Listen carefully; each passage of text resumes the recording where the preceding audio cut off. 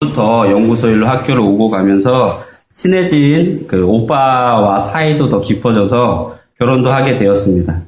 학업 가운데 교수님께도 인정받고 예쁜 아가도 낳아서 잘 사는 듯 보였습니다.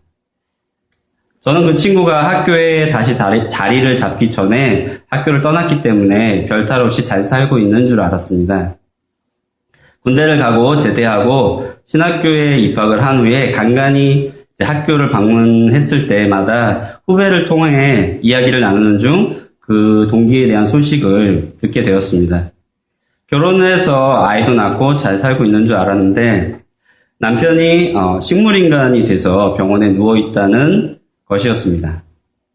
그리고 엎친 데 덮친 격으로 쓰러진 남편 대신 집안을 돌보며 가장으로서 공부도 하고 일하는 동안 아이를 키워주시고 또 남편을 간호에 함께 간호해 주셔서 의지와 힘이 됐던 시어머니마저 교통사고로 숨을 거두었다는 것이었습니다. 그 소식을 전하던 후배는 제 동기가 장례식에서 너무나 서럽게 울었다며 말을 이었습니다. 정말 이렇게 막막하고 암울한 시기에 누구보다 더 의지가 되어주셨던 시어머니가 돌아가시자 이 서름이 더욱 북받쳤던 것이 아니겠느냐고 얘기를 하였습니다. 저는 이렇게 직접 보지는 못했지만 제 동기가 이렇게 울부짖는 모습이 눈에 그려졌습니다. 왜 내게 이런 일들이 라며 하늘을 향해 원망스럽게 묻고 있는 모습이 선하게 그려지는 것 같았습니다. 가볍고 무거운 정도의 차이는 있을지라도 그와 비슷한 인생의 고난과 왜 우세요? 문제들을 누구나 겪어봤을 것이라고 생각합니다. 오늘 본문은 저의 동기가 겪었던 것보다 더욱 처절한 고난의 문제로 왜 내게 라고 물었던 욥에게 하나님이 대답해 주신 내용입니다. 욥의 질문에 긴 침묵의 시간을 깨고 말씀하시는 하나님의 음성은 의외였습니다. 엄청난 고난을 왜 자신에게 허락하셨느냐고 묻는 욥에게 하나님은 시원스럽게 대답을 해주시지 않았습니다. 오히려 질문만 해대실 뿐이었습니다. 창조세계의 구조와 운행을 지으신 이를 네가 아느냐? 바다의 탄생과 경계를 지으신 이를 네가 아느냐? 라는 질문들 뿐이었습니다. 억울하게 닥쳐온 처절한 고난에 신음하며 하나님께 왜냐고 묻던 욥에게 하나님은 왜 질문만 해대셨던 것일까요? 하나님의 진정한 의도가 무엇이었는지 오늘 인생에게 하시고 싶은 이야기가 무엇인지 함께 성경을 보도록 하겠습니다. 욥은 몸서리치는 고난 자체에도 너무나 괴로웠지만 그러한 자신을 위로한답시고 찾아와 오히려 자신을 괴롭히는 친구들 때문에 그 고통이 더 못 견딜 지경이 되었습니다. 친구들은 욥의 이러한 고난이 욥이 무엇인가 하나님 앞에서 잘못한 것이 있기 때문에 공의의 하나님이 욥에게 고난을 허락하신 것이라고 입을 모아 얘기했습니다. 욥이 내가 하나님 앞에 온전한 사람은 아닐지라도 이렇게 처절하게 고난을 당할 정도로 잘못한 것이 없다라고 항변하자 친구들은 그 말이 더 견딜 수가 없다는 듯 욥을 악다구니로 몰아붙이며 괴롭혔습니다. 욥은 그러한 친구들 때문에 더욱 괴로워서 하나님께 묻습니다. 자신의 상태를 고하고 하나님의 대답을 구했건만 하나님은 침묵으로 일관하셨습니다. 그리고 마침내 오랜 침묵을 깨고 말씀을 시작하셨습니다. 그러나 그것은 욥이 그토록 기다리던 의문을 해결해주는 대답은 아니었습니다. 오히려 네가 나에 대해서 잘 아느냐? 내가 행한 일들에 대해서 잘 아느냐? 세상을 창조하고 바다와 육지의 경계를 만든 사람이 누구인지 아느냐? 라는 질문만 해대십니다. 욥이 얼마나 하나님이 원망스러웠을까요? 우리도 우리 인생의 많은 고난과 난제에 직면하다 보면 하나님께 묻고 싶을 때가 있습니다. 하나님 도대체 왜 내게 이런 일도 일어날 수 있느냐? 어떻게 내게 이런 일들이 일어날 수 있느냐? 속 시원히 대답 좀 해주시라. 꼭 묻고 싶을 때가 너무나 많습니다. 그 문제만 풀리면 내 인생이 정말 자유하고 행복해질 거라고 되뇌입니다. 하나님은 왜 인생의 고난과 난제에 시원한 답을 주시지 않으시고 침묵하시거나 질문만 해대실까요? 첫째, 하나님이 친절하게 대답을 해주셔도 우리가 이해할 수 없는 것들이 너무나 많다는 것입니다. 유학생활을 하던 중에 첫 학교에서 한 해를 보내고 어느 정도 유학생활에 익숙해질 즈음 사역제의가 들어왔습니다. 그래서 학비를 보탤 겸 영적으로도 메마르지 않을 겸 사역을 시작하게 되었습니다. 영어를 잘 못했어도 이제 교포 아이들이었기 때문에 영어를 사용해서 설교와 공과를 진행해야만 했습니다. 부족했지만 감사하는 마음으로 한 주 한 주 사역을 감당하고 있었습니다. 미국이라고 해서 뭐 사역이 크게 다르지는 않습니다. 그래도 이제 제가 한국 사람이고 한국에서 신앙교육을 받았고 한국식 신앙교육에 익숙했던 터라 가끔 아이들에게 성구 암송을 시켰습니다. 그날도 성경학교 때였는지 주일 사역때였는지 잘 기억이 나지는 않지만 암송을 시키고 지도를 하고 있었습니다. 그런데 귀엽고 맹랑한 1학년 여학생이 외우다가 힘들었는지 갑자기 제게 다가와서 물었습니다. 목사님, 이거 우리 왜 외워야 돼요? 눈을 땡그랗게 치켜뜨고 앙증맞게 묻는 그 1학년생이 괘씸하기보다는 너무 귀엽고 깜찍해서 제가 대답을 해주려고 열심히 생각을 했습니다. 뭐라고 대답을 해줘야 되지? 빠르게 머리를 굴렸습니다. 속으로 왜냐하면 네가 지금 외워두었던 이 말씀들이 나중에 때가 되면 하나님이 동행하시고 임재하시는 것을 경험하게 되는 놀라운 축복을 누릴 수 있게 되기 때문이란다 라고 얘기를 해주려다가 잠깐 머뭇거렸습니다. 제가 지금도 영어를 잘 못하지만 당시엔 더 잘 못했는데 갓 1학년이 된 아이에게 그 말을 한국말도 아닌 영어로 해준다고 생각을 해보십시오. 그 아이가 그것을 알아들었을까요? 못 알아듣죠.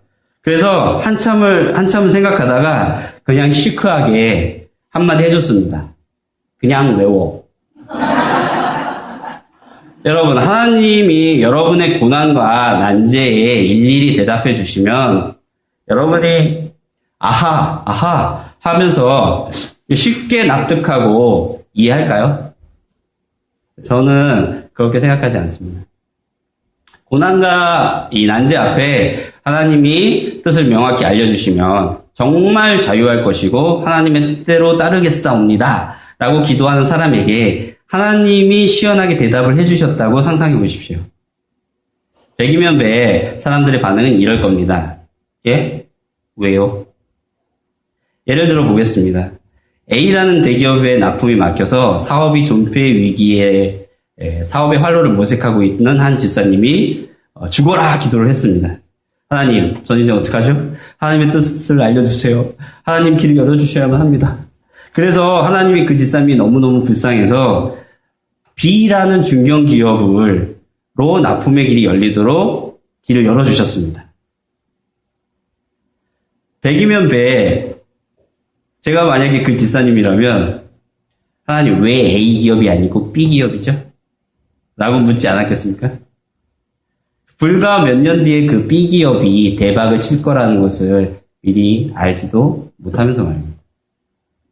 둘째로 우리가 우리의 무지함을 깨달을수록 하나님의 주권과 권능을 인정할 수 있기 때문입니다. 아담과 하와 이래 모든 사람들에게는 죄성이 있기에 하나님도 자신의 경험과 이해의 한계 안에 묶어두려고 합니다. 자신의 의에 합당한 하나님만, 자신의 세계에 부합하는 하나님만 받아들이고 싶어 하는 거죠. 욥의 친구들이 그랬습니다. 그들은 하나님이 악한 일을 한 사람은 형벌과 징계로 다스리고 착하고 선한 일을 한 사람은 축복하시는 권선징악의 하나님이라고 철석같이 믿고 있었습니다. 그래서 욥이 차마 눈뜨고 볼 수 없는 고난으로 신음하는 모습을 보자 하나님 앞에 지은 죄를 회개하고 용서를 구하라고 권고했던 것입니다.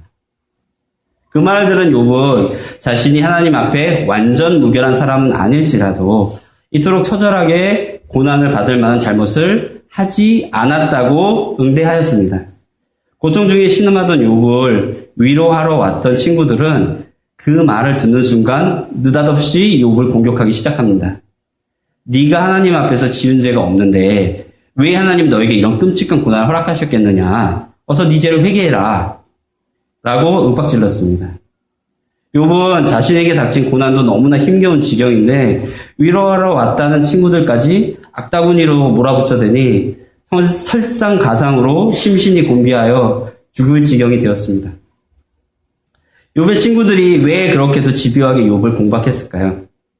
왜 그들은 위로한다고 와서는 이루 말할 수 없는 고난으로 가뜩이나 힘든 욥을 잔인하리만치 몰아붙였을까요?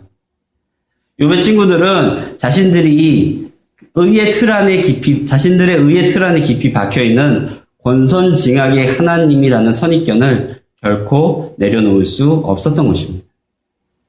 그들은 하나님이 예측 불허하셔서 죄악된 일을 행하지 않은 사람에게조차 고난을 허락하실 수 있다는 욥의 말을 결코 인정할 수 없었습니다.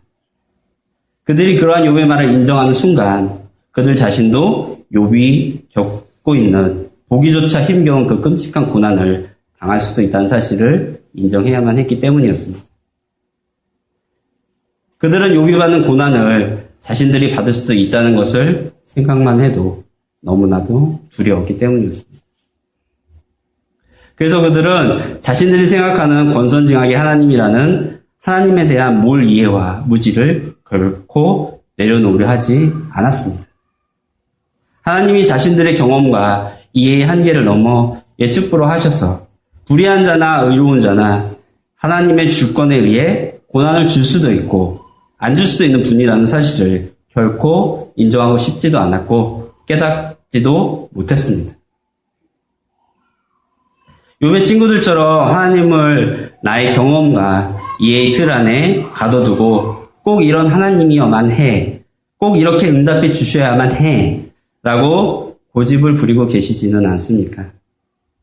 우리가 하나님에 대해 무지한 부분이 아직도 많고 그분이 하시는 일 속에 있는 깊은 의미를 다 알 수 없다는 것을 겸허히 인정해야 합니다.